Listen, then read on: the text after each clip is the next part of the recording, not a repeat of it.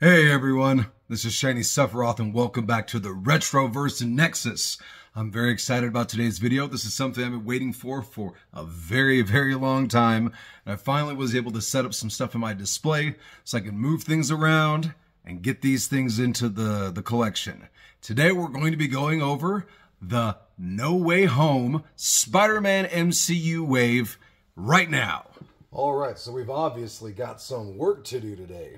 So let's dig down to it. First one we're going to look at is Matt Murdock. Remember from our Wave Part 2, we actually got this one in store. Pretty cool likeness to the actor. Got the little brick that comes from the movie where he talks about how he's a really good lawyer. He catches the brick. Really funny stuff. I'm sure with all the audiences, there was a huge cheer, huge applause when he came in. Looks like all of the No Way Home wave figures have this on the back of the box. Actually, I'm not sure about all of them. I think the Andrew Garfield one might be different, and we'll talk about that in a second. But here we have this, and it says here, Matt Murdock, so no Daredevil, no nothing like that. That's how they advertise him here. And on the back of the box for him, it says, with Peter under investigation by the Department of Damage Control, Matt Murdock steps in knowing the web slinger will need a really good lawyer. There is still a court of public opinion.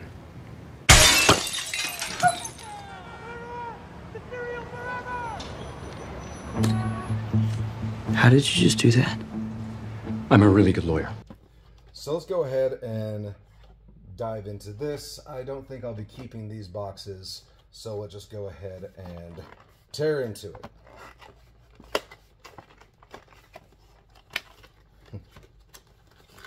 I say I don't think I'm going to be keeping the boxes, as if there's an option after I mangle it like this.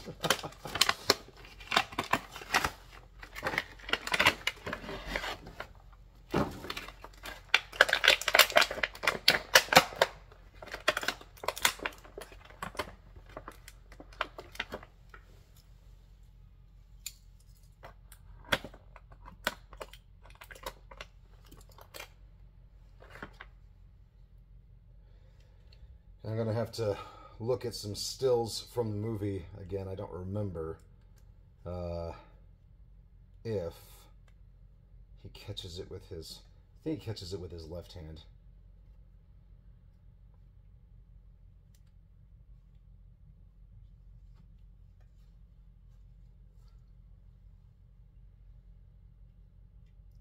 And this hand doesn't look like it's built to hold it even if I wanted it to. So, not sure how I'll put that in my display, but, yeah. And it says here, we believe Mysterio. So, continuing with Jake Gyllenhaal's character and how that convinced people that Peter Parker and Spider-Man were horrible, evil people. Or a horrible, evil person. So, not too shabby. I like it. I think it turned out pretty good.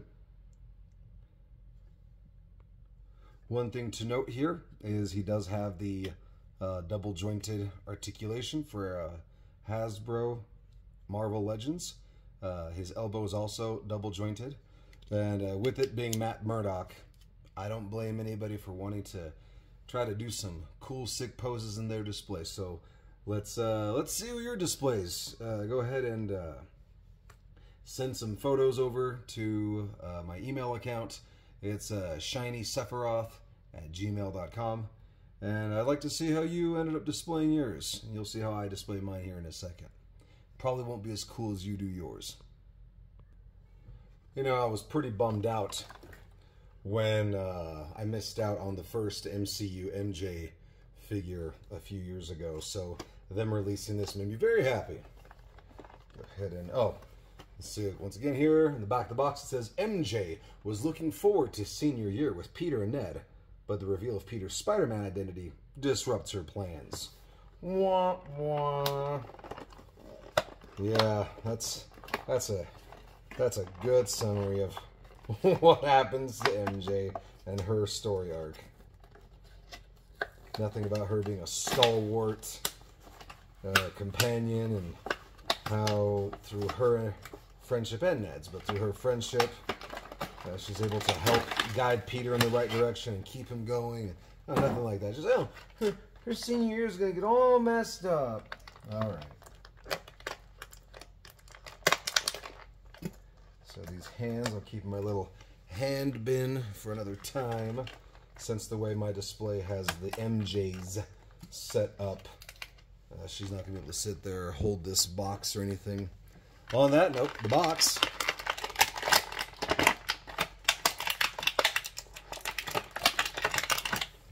The key to all of this, the thing that made us be able to have an amazing, one of the best MCU films ever made, this little MacGuffin from Doctor Strange. You even see it has the symbol for Doctor Strange's lair, his sanctuary, has those symbols all around. And yeah, really cool. Don't remember what the device is called, but very thankful to have it in the collection as a good little piece of memorabilia. Then we have here the likeness to Zendaya is pretty darn good, I think. And she does not have double jointed elbows. It's just a single joint, but I mean, it's MJ, so that's fine by me. She does have double jointed knees, which I guess would be pretty cool if you need to have her knelt down or something, depending on what you're doing in your display. And then standard minimal articulation on the ankles here. So nice little addition. But you can't have MJ without Spider-Man. So you see here, oh, also another thing I neglected to mention, for her box it says Marvel's MJ. This one here is just Spider-Man. I'm wondering if there's some contractual things or it's executives wanting to, I don't know what it is with them, but they are very, very clear to delineate, like, oh, this is this and this is this and this is this. We don't want any brand confusion. People thinking that that Spider-Man is the real Spider-Man. This one is just Spider-Man. And, I mean, it's the same thing that you saw with the Batman embargo of years ago, where they're finally letting up on that a little bit.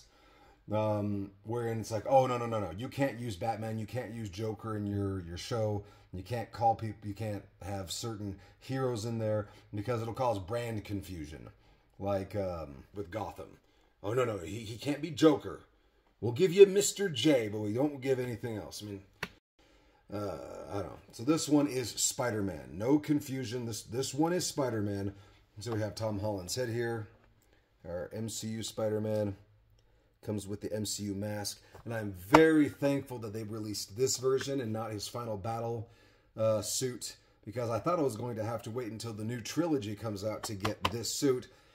Even if they decide to keep it. Because we see a lot of times in the MCU, one team will set something up at the end of a film just for the next team that takes it on to find some way to quickly abandon it. For instance, Happy Hogan with MJ, with Aunt May.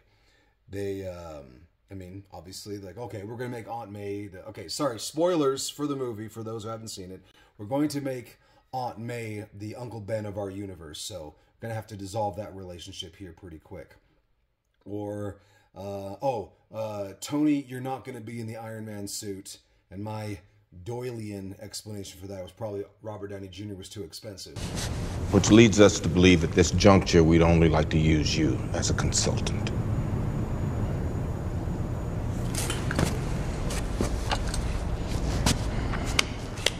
You can't afford me.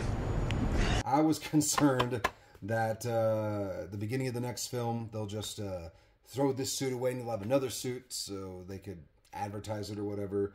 But I'm very glad that even if that does happen, we got this suit from the very end of the film. Him in his foray past being what people were saying Iron Man Jr. or Iron Boy. And him being like, okay, I'm a nobody, I'm a kid, I have no money, I have nothing, I'm starting from scratch, I'm in college, I don't know what I'm going to do, I need to do dead-end jobs here or there to make ends meet, and yeah, that's Spider-Man, and this suit symbolizes him starting on that track in that career, so very excited for that. To the back of the box, what do they have to say about MCU's Spider-Man? Spider-Man is Peter Parker. Thank you. Our friendly neighborhood web-slinger is unmasked, no longer able to separate his life as a high schooler from the high-stakes world of being a superhero. Superhero, 2 words, each one capitalized. Very interesting choice there. So we got here. And these are going to be useful. I'm going to see if we can try to slip them onto other Spider-Men as well. You never can have too many of these spider hands. Really nice to have around for posing. Because, I mean, a Spider-Man without articulation is, I don't know, makes things kind of sad, and you shouldn't be limited in how you pose your Spider-Man toys. Alright. So, like I said, we got this right here. Here's his head. Looks fantastic. I'm very, like I said before, very happy to have this suit. And I'm going to pop the head off because I have plans. Oh, heavens. I have plans for these Peter Parker heads. I have a different way. I have a whole section of Peter Parkers in my Spider-Man display. And so I'm going to, well, not for this head. I already have an MCU Peter Parker in there. So that's not, his head's not, I don't know what I'm going to do with that head. But this one here,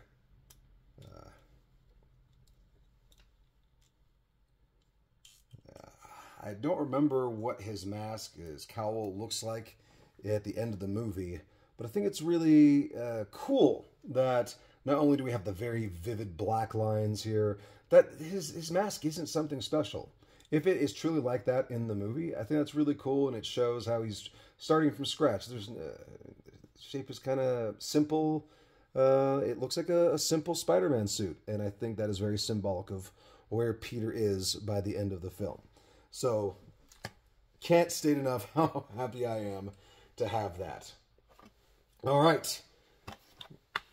Got our Tobey Maguire Spider-Man, the Raimiverse.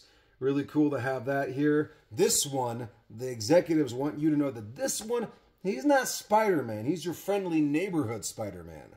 So, yeah. Okay. That's how we're delineating this one. Because we don't want brand confusion. All right. And all they have to say about him is, our friendly neighborhood hero swings at... it's like they're even afraid to call him a Spider-Man. Oh my gosh.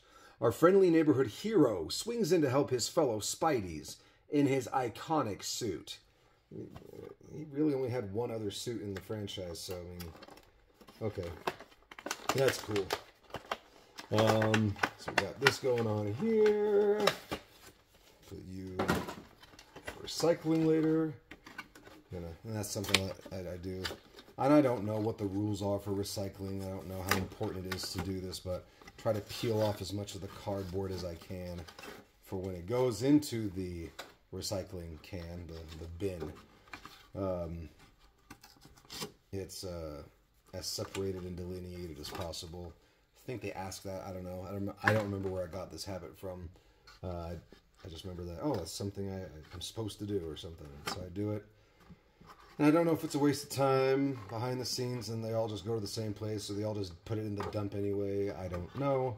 I'm just doing the best I can. There you go. So this one, the interposability or the interswapability of the hands, your mileage will vary and not very high because of the silver lines that we see here on this figure. But I'm still going to keep these to the side, depending on what I'm going to do with them later.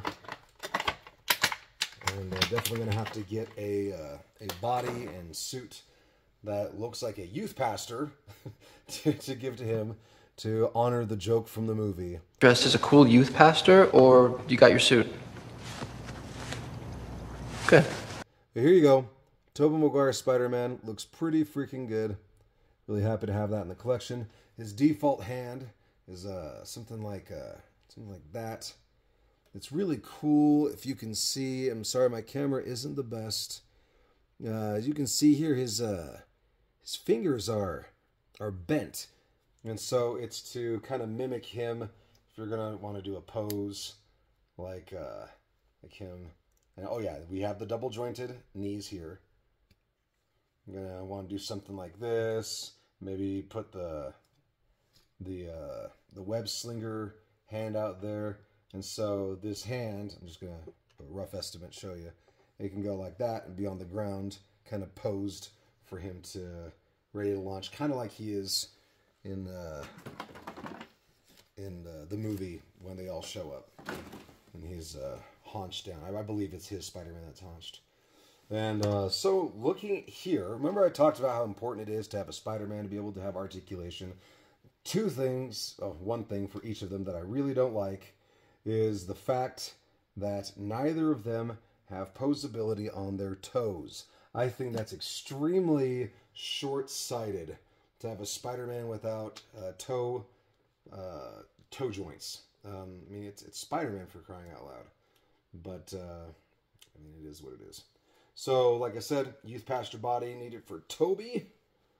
So I'm going to pop that head off and slip on his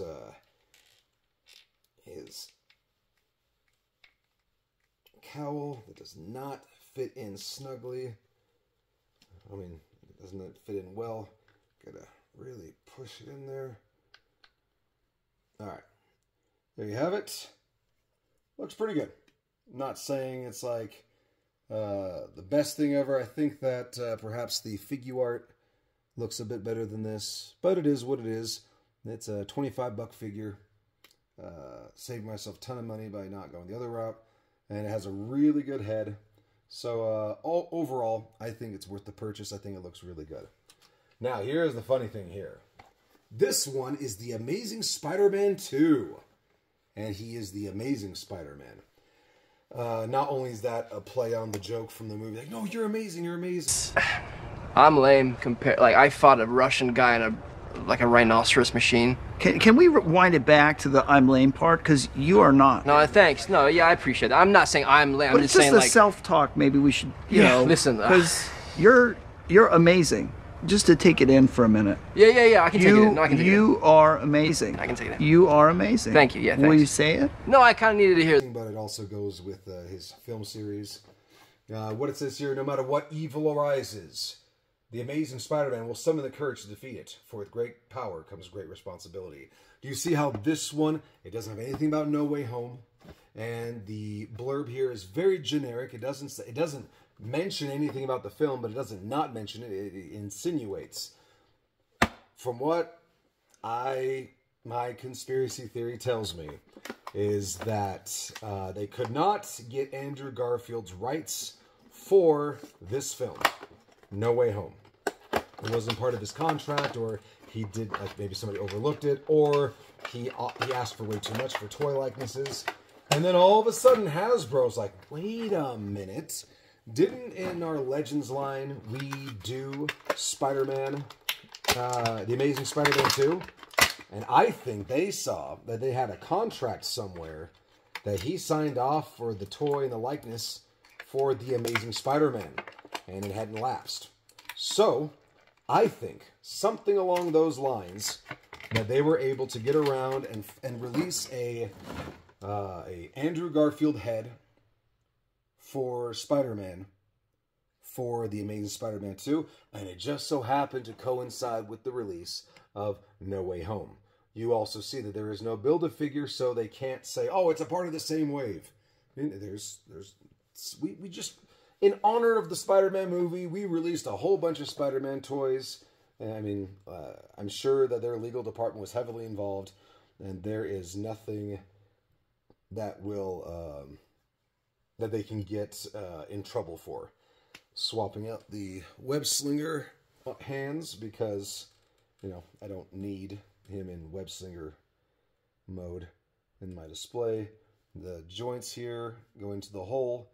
The joint is on the hand itself. And rock on! Now he's not Hobie, so he's not gonna be doing that. Go ahead and he's got this other open hand. I don't know. I guess you could pretend that's him reaching out for Gwen Stacy. Rest in peace. Or, I mean, even though he's not technically the No Way Home Peter Parker, like him reaching out for MJ. So, once again, going to try to find a human body for him in his head to place with the other Peters. And he will be put in my display. I can even add you to my collection! Is a Spider-Man suited up. And he will be right next to my Diamond Select Spider-Man, The Amazing Spider-Man 1. I really love that suit. It's kind of sad that they rebranded and had him have more of a traditional suit. I really like the colors, the eyes, the blue fingertips on the hand. There was a part of me that was hoping against hope he'd show up in that suit for Spider-Man. No Way Home, but I mean, still good. Glad to have Andrew. He's always been my favorite Peter Parker. I'm not a bandwagon guy. He always has been my favorite Peter Parker, favorite Spider-Man. His Peter Parker, I don't think it made sense with high school Peter, but for college Peter, I see that being pretty good for that. But as Spider-Man, he was perfect. I love the chemistry between him and Gwen in those movies. And, you know, I'm one of those guys. I'm really hoping that someday we can still get ASM 3. So, welcome to the collection. Let's go ahead with Sandman. I think it's appropriate. My first exposure to Thomas Hayden Church, the actor for Sandman, was in Wings. And he played the lovable, I think his name was Lloyd, I don't remember. But he was a funny, I think, mechanic in the show. And I really liked him. And then I started seeing him pop up in more and more things. I figured as a kid that he left Wings because his career was starting to go off and he wanted to get work doing other stuff. And so it was weird for me. I thought he was going to go the comedy route because of his role on Wings, but, you know, he didn't. A lot of his stuff is serious. Wow. I just obliterated that plastic. And, yeah. So, I mean, I wasn't too surprised to see him in No Way Home, but basically only CG. And then the times he does show up, it's just footage from the Raimi movies. So, but I was very surprised that they at least got him back for a voice role. So, it's just that was my first exposure to him leaving a show for money or to get more acting roles. So, it just made sense to me when he didn't actually show up in the film that, okay, yeah, I could see that's just his repertoire. Or, you know, maybe I'm completely off and he's maybe not doing as many work anymore and he wants to be with his family or something. He's like, no, I'm not going to spend a ton of time on set because I want to be about. I don't know.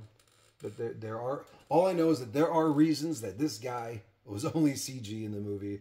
And so I think it's appropriate that that's the figure we get. I always wanted a Raimi-verse Sandman in my collection. So very happy to have that. He comes with an array of really cool hands.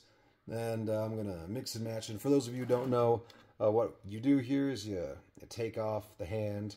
Then you put in like these little bracers of sand on his forearm. And that helps support and you can put those hands in. So I'll be playing around with that off camera. And getting ready to add him to the collection.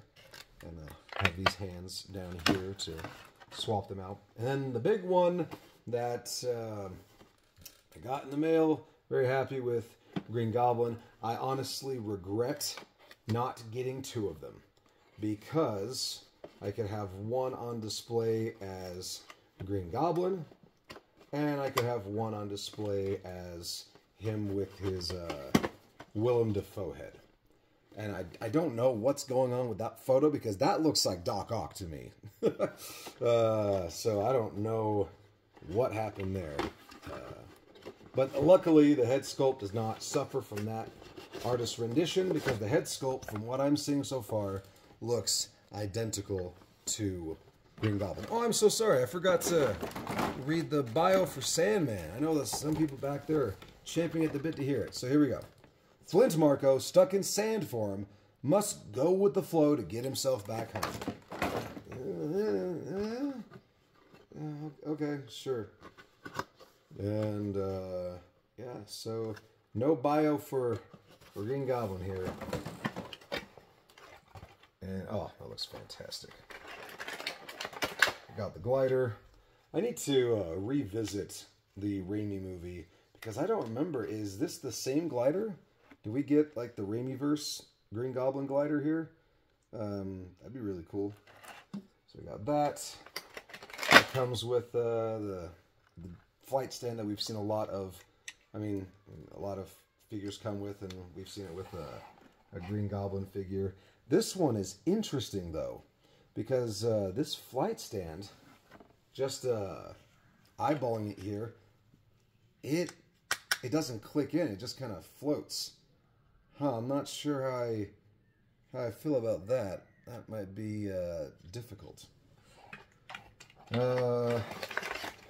I thought, because I have my conspiracy theories and I have my paranoia about what they are or are not going to give us, I thought that when they broke the mask in the movie, that was them basically saying, hey, you toy collectors out there, don't think you're going to get the mask. We got the mask.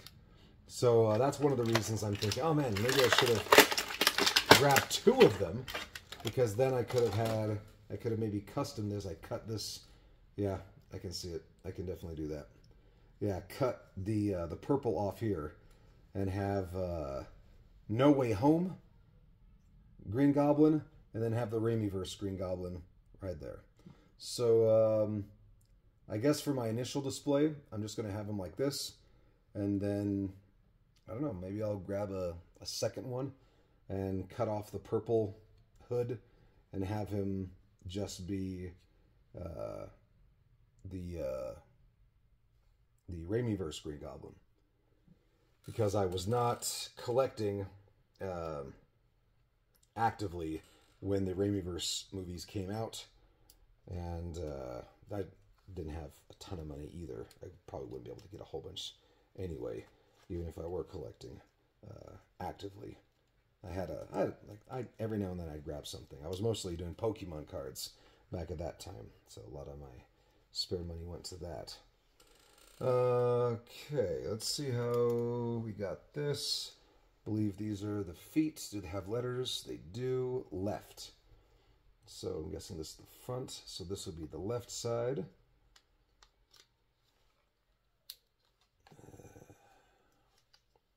Like that, probably. And this will be the right side, obviously.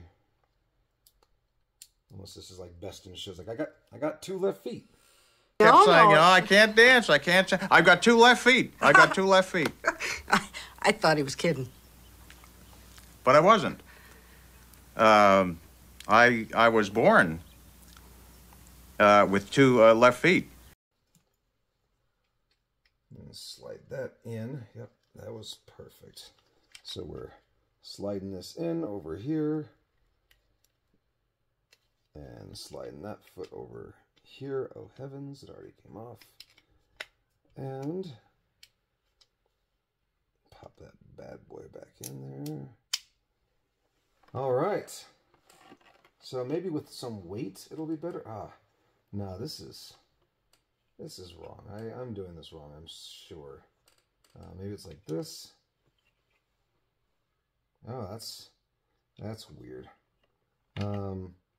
Okay, I'm gonna have to go and read the instructions and see if I'm doing something wrong here, because this doesn't seem right. It's not standing up.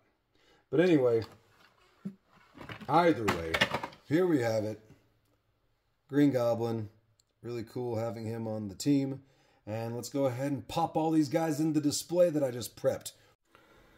Well, I certainly am glad that I didn't show you guys trying to get that flight stand in the hole. Basically, I wasn't able to find anything, but I sat and I dug it in. I almost snapped that stand in half, but it finally fit into the hole. So be warned, that's what you have in store here. It's a tight fit, to say the least. So, yeah, we have MJ added into the mix. Very glad to have her in there with my other Peter Parkers and Ned. And then my JJ's there in the back. Very happy to have them part of the display. And then shifting over to here, we have our Marvel Legends Tobey Maguire Spider-Man behind his prototype suit. And then the Amazing Spider-Man 2 behind the Diamond Select Amazing Spider-Man. And behind my custom prototype Spider-Man suit from the Amazing Spider-Man. And unfortunately, when I was moving from my old collection room to this one, the sunglasses that I made for him fell off. So that's rather unfortunate. I'll probably splice in if I can find it, I'll splice in a picture right here of what it looked like when I finished it and it had the sunglasses. I think I have it around here somewhere in my phone. And then we have here, prototype MCU Spider-Man. I think that's from like the $8 line or $8 at the time. Same with the Spider-Man, what was it? Homecoming, the first MCU Spider-Man film. That suit there, that also showed up in Civil War. And then we have the Iron Spider suit from the MCU, and then the Night Monkey. And then we have the end of that film where he fights against Mysterio. He goes to that suit, and then he switches over to, at the beginning of No Way Home, the Inside Out black suit. And then with the nanite thing, it kind of like is a version of the iron suit, but it's that one that he uses in the final fight. And all the way in the back, we have the final scene post-Amnesia No Way Home Spider-Man suit. So we got that there. How that turned out. And then just jumping down here really quick, my my ever-growing. So yeah, you see right here, this is my comic display, comic/animated series display for Spider-Man villains. And then down here we have my growing movie display. Sorry, there's a glare over there from a box. Like I said, then as you can see behind everything, I have a lot of work to do, a lot of boxes to go through, both for reviews and just setting things up on display. And I'm really looking forward to the end of this semester so I can get some time to work on that. But anyway, we see right here, I think he turned out fantastically. Got that Defoe No Way Home Goblin. And then we have Sandman added to the collection. And yeah, so there you have it. Welcome home, everybody. I hope that I'm really, really happy to have those holes in my collection filled. I just need to make a new pair of sunglasses. Other than that, yeah, it's super, super happy with that. So there you have it. Thank you so much for tuning in today here at Retroverse Nexus. I hope that you're able to be finding these figures out there. At least where I am, it's really hard to come by. So good luck on your hunts. This has been Shiny Sephiroth, and make sure to go ahead and like and subscribe, especially since we are working toward that giveaway for the Platinum Hawkman 0 Hour for one of those people. The parameters for that is 1,000 subs. The person who will win the toy will be picked amongst those who are in the comments section. And also a big shout out to Figure Fever. Congratulations for hitting your first milestone. And it actually has had me considering something for a bit. And I'm still set for the 1,000 subs to be the Hawkman platinum figure. But what I'm going to start doing is I'm going to, in an upcoming video, release a tier list. So we're going to be giving a giveaway. The first giveaways are going to be based off of milestones. So the first one will be 50, then 100, 250, 500, 750, and then 1,000. And then after the 1,000 mark, we'll just have regular giveaways, maybe every other month or something like that. But for the first little bit, it'll be based off of subscriber milestones. But remember, you have to comment in the comment section. That's how we're going to keep track, and we have a spreadsheet and algorithms. And you know, I'm a scientist, so I'm going to do it in a nerdy way. You know, I'm something of a scientist myself. But other than that, yeah, thanks for joining in here at the Retroverse Nexus, and I hope to see you in the next video.